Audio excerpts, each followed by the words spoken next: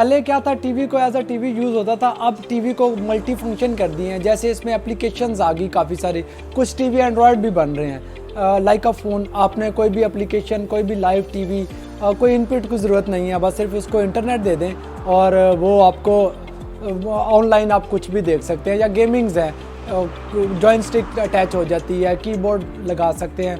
अब तो voice control भी आ गया कि आपका टीवी आपके वॉइस से कोई टाइप करने की ज़रूरत नहीं है, आपने वॉइस से कहना है और वो उसने टाइप हो जाना है। और वो उसे कहते हैं गूगल असिस्टेंट, तो इसमें गूगल असिस्टेंट का भी ऑप्शन है।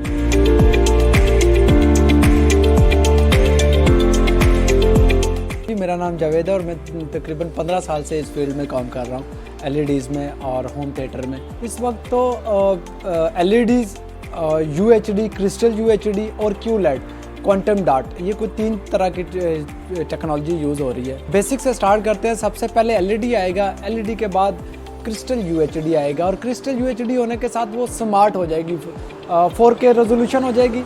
एलईडी 2 मिलियन पिक्सल होती है, ये 4 मिलियन पिक्सल होगी और 4K हो जाएगी, यूएचडी, अल्ट्रा हाई डेफिनेशन। और इसके बाद अल्ट्रा हाई डेफिनेशन में इन्होंने मज़ीद पिक्चर इंप्रूव की है और वो क्वांटम डॉट बनाया है इन्होंने, क्यूलेड, और बिल्कुल उसमें पिक्सल आपको फील नहीं होता, जैसे लाइक अ विंडो व्यू है।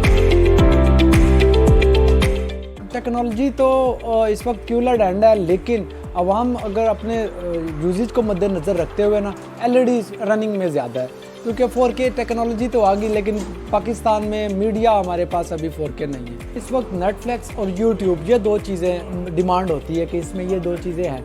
वैसे सब कुछ आप कर सकते हैं, लेकिन ये 2 चीज़ों की डिमांड ज़्यादा है। इसमें रेजोल्यूशन भी आपको ठीक मिलेगी।